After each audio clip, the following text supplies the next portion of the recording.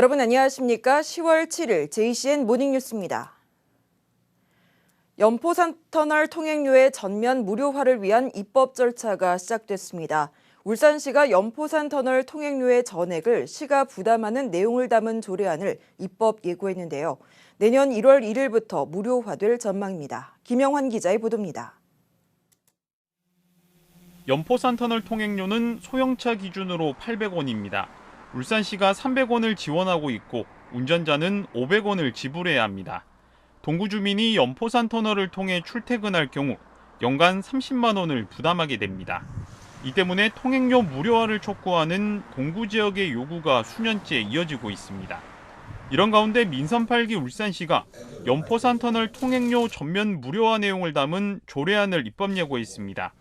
연포산터널 통행료 전면 무료화는 김두겸 울산시장의 공약이기도 합니다. 앞으로 무릉상 터널이 뚫히면은 강동에서 그건 다 무료화합니다. 그런데 한쪽에는 북구 쪽에 이용하는 건 무료하고 동구 이용하는 거는 유료화. 이 말 자체도 또 안 됩니다. 그래서 전면 무료화하는 것이 당연한 수순이다. 구군의 예산 부담 없이 통행료 전액을 울산시가 부담하기로 했습니다. 현재 연간 30억 원인 울산시의 부담액이 100억 원으로 늘어날 것으로 예상됩니다. 동구는 주민 불편 해소와 지역 경제 활성화가 기대된다며 조례안 입법 예고에 환영의 입장을 밝혔습니다. 참으로 다행한 일이라고 생각합니다. 동구 주민들의 모두의 염원이기도 했습니다.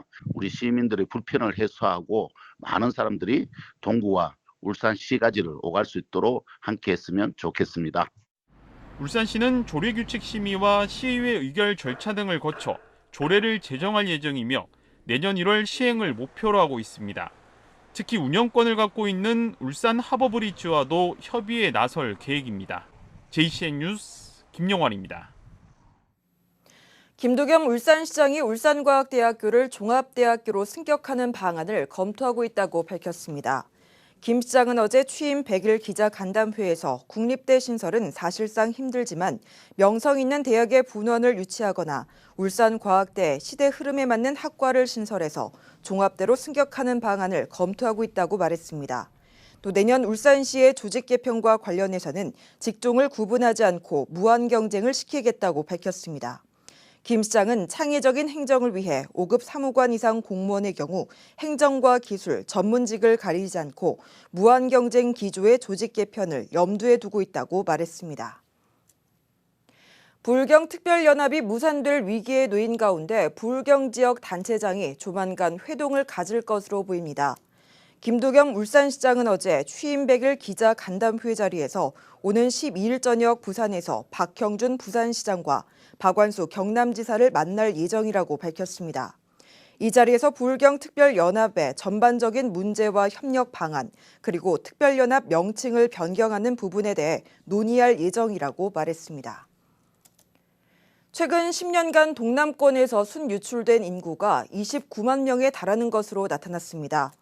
BNK 경제연구원에 따르면 최근 10년간 동남권으로의 전입 인구는 156만 9천 명인 반면 동남권을 빠져나간 인구는 185만 7천 명으로 28만 8천 명이 순유출된 것으로 나타났습니다.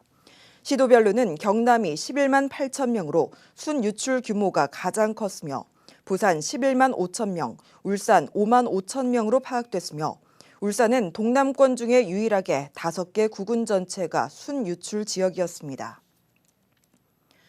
울산환경운동연합은 어제 기자회견을 열고 울주군이 건설 폐기물 불법 매립 의혹이 있는 삼동면 토지에 대해 제대로 된 감독과 지도를 하지 않았다며 폐기물 매립 사업자들과 함께 공익 신고했다고 밝혔습니다. 당초 관광농원으로 승인이 난 부지에 5년간 건설 폐기물만 반입됐고 현재는 글램핑 사업 관련 분양이 진행 중이라며 투기 목적이 의심되는 토지에 특혜를 주고 방조했다고 주장했습니다. 이에 따라 환경운동연합은 울주군을 직무유기로, 관련 사업자들은 폐기물관리법 위반 혐의로 각각 공익 신고했다고 밝혔습니다. 이에 대해 울주군은 건설 폐기물 의혹과 관련해 여러 차례 현장 조사했고 위법사항은 없었다고 해명했습니다.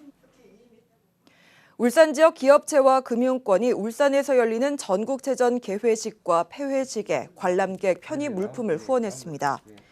물품 후원에는 B&K 경남은행과 SK에너지, 현대차와 현대중공업, 삼성 SDI와 경동도시가스, S-오일과 LS M&M이 참여했습니다.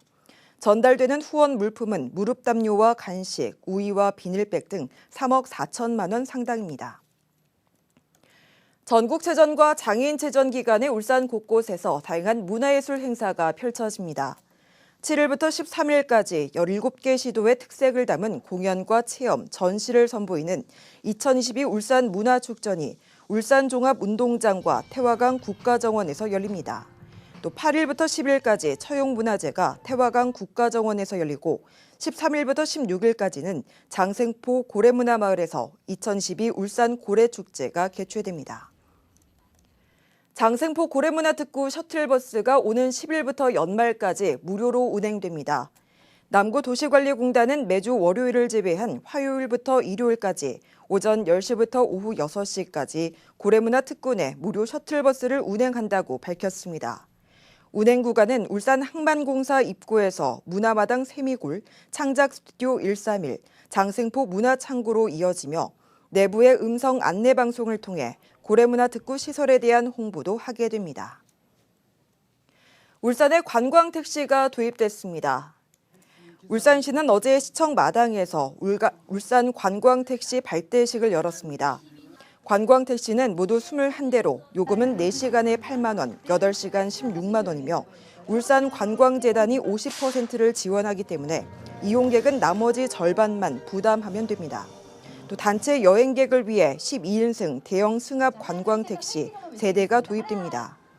관광객은 여행일 3일 전까지 울산관광택시 앱이나 울산관광재단 웹사이트, 전화로 예약하면 됩니다.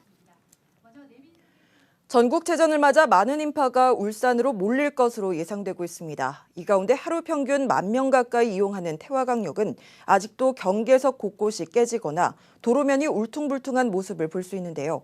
공사는 과연 언제쯤 이루어질까요? 김나래 기자입니다. 하루에 10,000명 가까이 되는 이용객이 오가고 버스가 지나다니는 태화강역.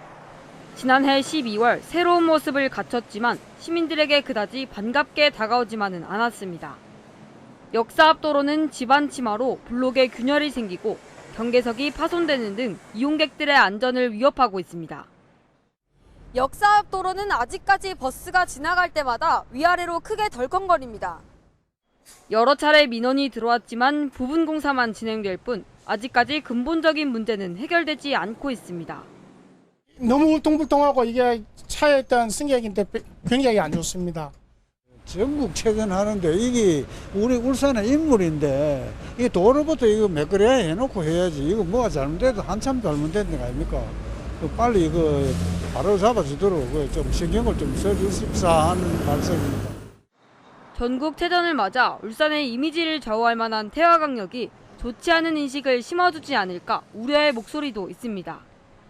국가철도공단은 3월에 문제를 인식했지만 현장을 파악하고 보강 방법을 검토하는데 시간이 걸렸다고 전했습니다. 현장을 파악하고 저희가 설계 방안을 검토하고 해서 시행을 해야 하는 부분이기 때문에 검토하는 데 시간이 소요되는 거고요.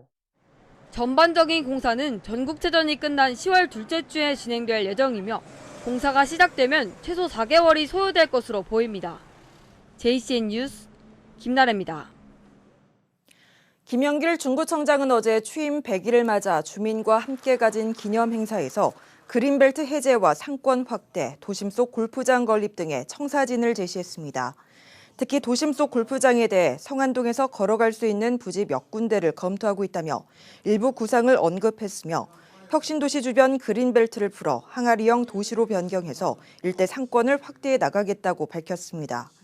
이와 함께 활력도시, 안전도시, 관광도시 등 5대 미래지향 목표를 제시하면서 태화강 국가정원과 연계된 체류형 관광지를 만들고 대표 축제도 발굴해 나가겠다고 말했습니다. 중구 혁신도시에 들어서는 신세계 복합 쇼핑몰은 키즈 관련 시설 중심으로 구성될 것으로 알려졌습니다.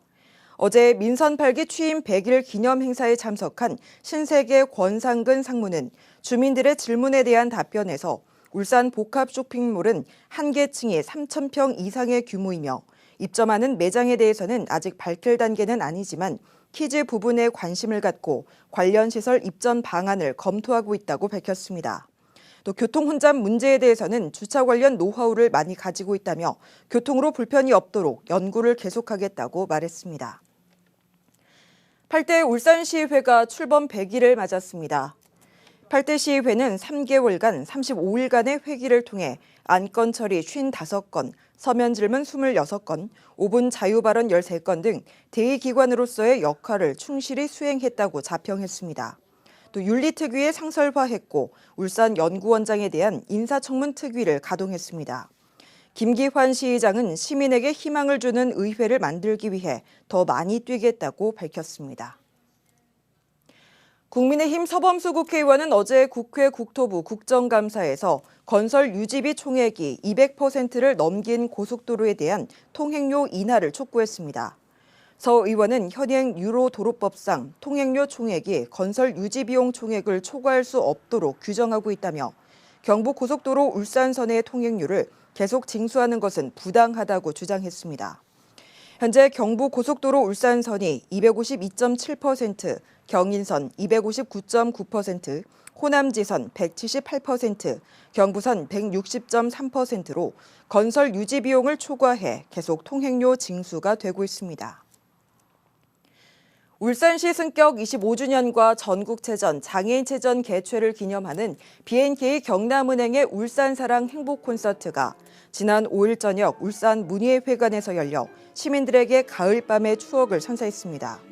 최홍영 은행장과 김두겸 시장, 노욱희 교육감 등 기관 단체장과 시민 등 1,200여 명이 참석한 가운데 열린 이번 콘서트에는 지역의 정상급 연주자들로 구성된 메세나 필하모닉 오케스트라와 파페라 가수 손태진, 뮤지컬 배우 최정원, 그리고 울산 홍보대사인 가수 박군 등이 출연해 시민들을 즐겁게 했습니다.